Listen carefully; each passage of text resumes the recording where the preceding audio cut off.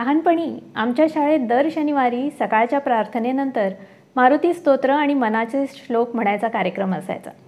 आम्ही सगळी मुलं अगदी मोठ्या आवाजात हे सगळं म्हणायचो.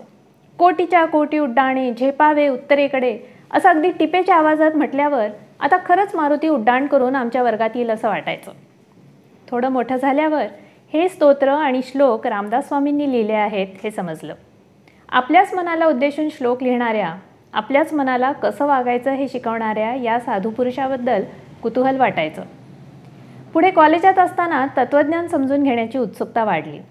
त्या काळात अफाट वाचन करायला वेळ आणि शक्ती दोन्ही भरपूर होतं.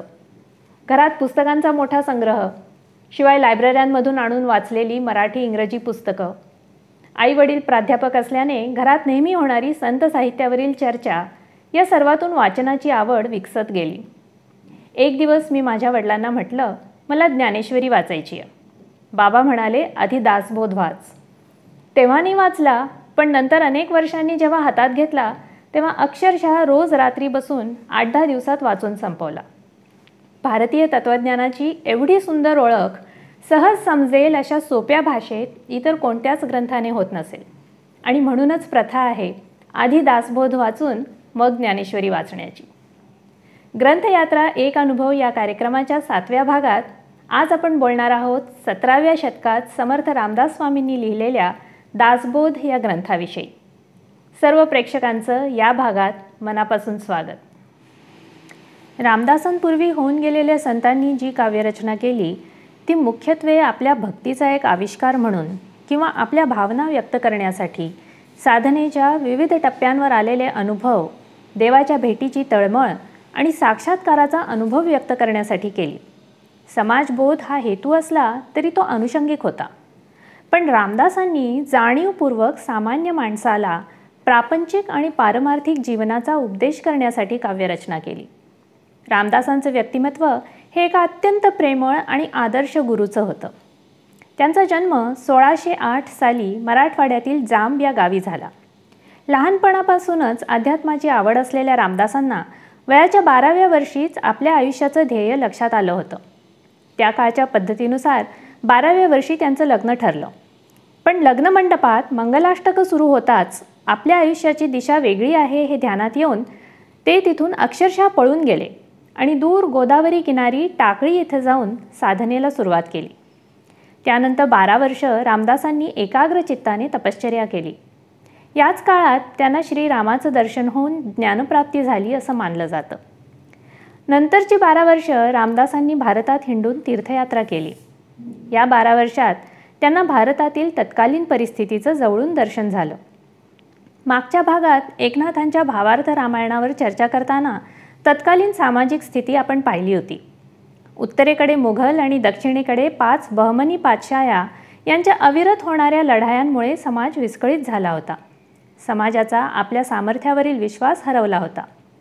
रामदासांच्या संवेदनशील मनाने परचक्राखाली होणारे सामान्य माणसाचे हाल, परकीय सत्तेकडून होणारा अन्याय, असंख्य जाती जमातींमध्ये झालेले समाजाचे विघटीकरण हे सर्व अनुभवले. समाज भागवत धर्माचे मूळ ज्ञान विसरून म्लान झाला आहे. अंधश्रद्धा आणि नवस सायास यावर त्याची श्रद्धा वाढली आहे. अन्यायाविरुद्ध प्रतिकार करण्याची, संघटित होण्याची शक्ती तो हरवून बसला आहे हे त्यांना प्रकर्षानं जाणवलं आणि यातूनच त्यांना आपल्या पुढील कार्याची दिशा सापडली. महाराष्ट्रात परत आल्यावर रामदासांनी समाजाला प्रबुद्ध करण्यासाठी अनेक प्रकारची काव्यरचना केली. मनाच्या सामर्थ्याबरोबरच शारीरिक बलोपासनेवर भर दिला. भारताच्या अनेक ठिकाणी मठ स्थापन करून त्यांच्या आदर्श व्यवस्थापनाची घडी घालून दिली. त्या काळच्या सनातनी आणि कर्मठ प्रवृत्तीविरुद्ध जाऊन स्त्रियांना देखील ज्ञानोपदेश करून अनुग्रह करण्याचा अधिकार दिला. त्यांना कीर्तन करण्यास प्रोत्साहन दिले.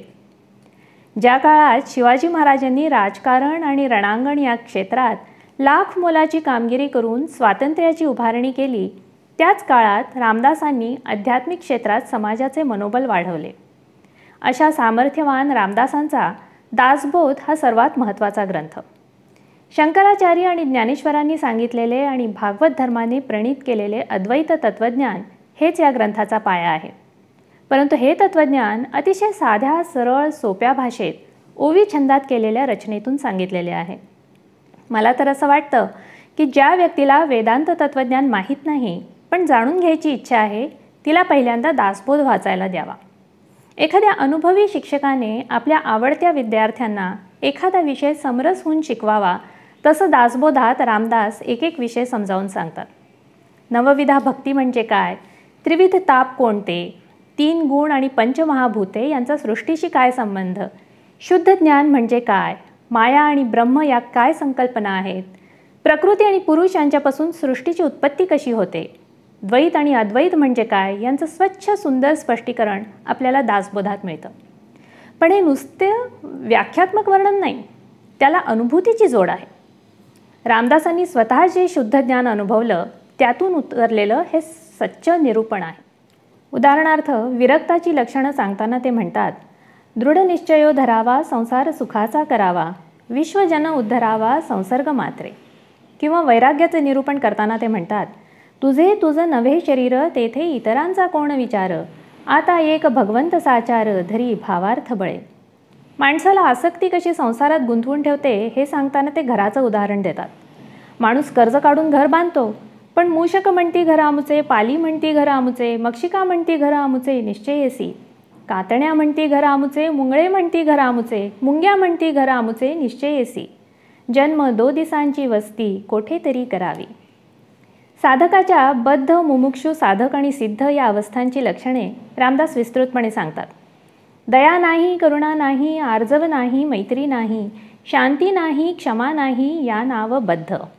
बहुकल्पना, बहुकामना, बहुतृष्णा, बहुवासना, बहुममता, बहुभावना, या नाव बद्ध.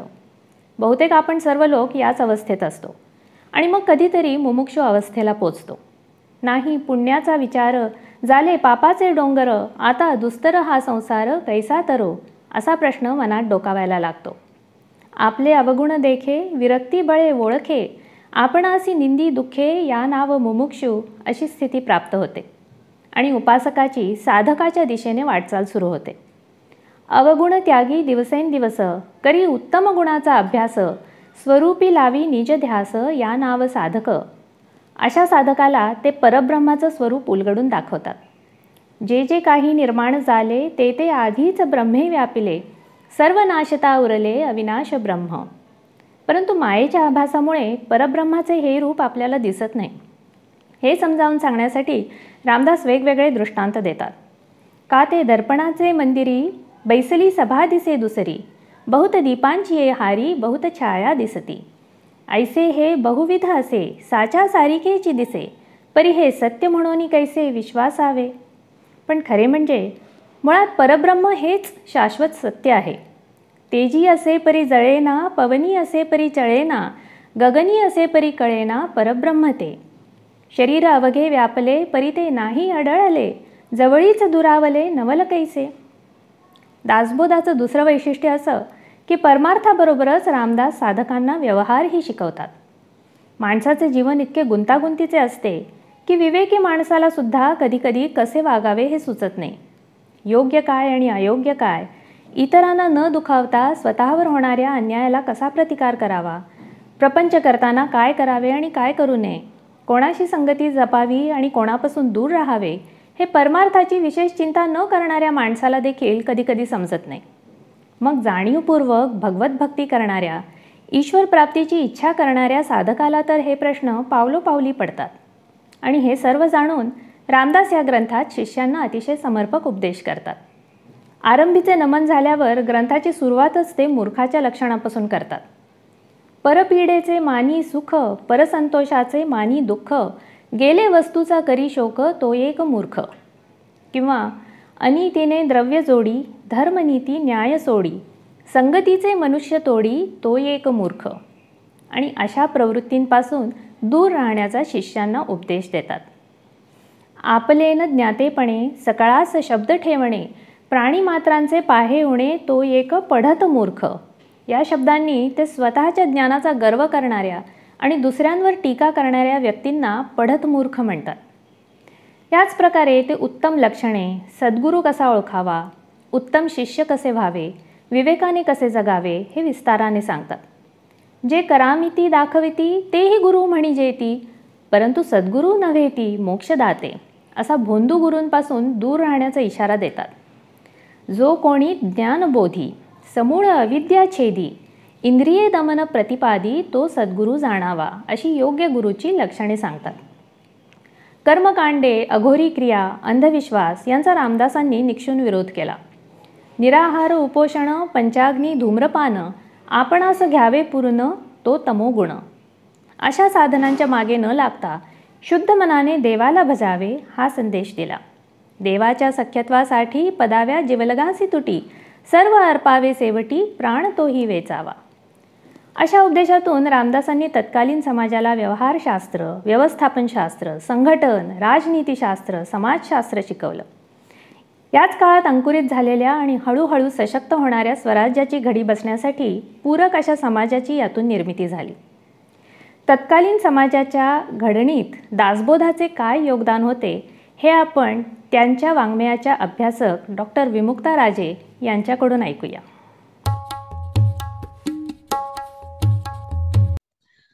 17वं शतक जे समर्थ रामदासांचं कार्यकर्तृत्वाचं शतक आपण बघतो, त्या काळात यावनी आक्रमण तोपर्यंत स्थिरावलेली होती. 5 पातशहा आपल्याला मराठी आणि संपूर्ण महाराष्ट्राला, भारताला त्यांच्या गुलामगिरीत त्यांनी पूर्ण जखडून ठेवलेलं होतं. ह्या गुलामगिरीत पिचलेल्या माणसाला अध्यात्म निरूपण, पारमार्थिकाचे धडे हे तर आधीच्या 4 शतकात मिळत होते. म्हणूनच मराठी समाज टिकून राहिला हे दिसतं. पण त्या समाजाला जर परमार्थाबरोबरच जर राष्ट्रकारण शिकवलं, कारण त्या 17व्या शतकातच एक महत्वाची घटना अशी घडली होती की शिवाजी राजांनी स्वराज्य स्थापनेचे प्रयत्न केले होते. ते प्रयत्न हळूहळू आकारास येत होते. अनेक किल्ले जिंकत, आपला भूभाग विस्तारत स्वराज्य निर्मिती होत होती. आणि हे काळाचं बदललेलं रूप बघून समर्थ रामदासांनी सुद्धा परमार्थ निरूपणाबरोबरच त्यांनी राष्ट्रकारण ह्या सगळ्यात महत्वाच्या गोष्टीला त्यांनी प्राधान्य दिलेलं दिसतं.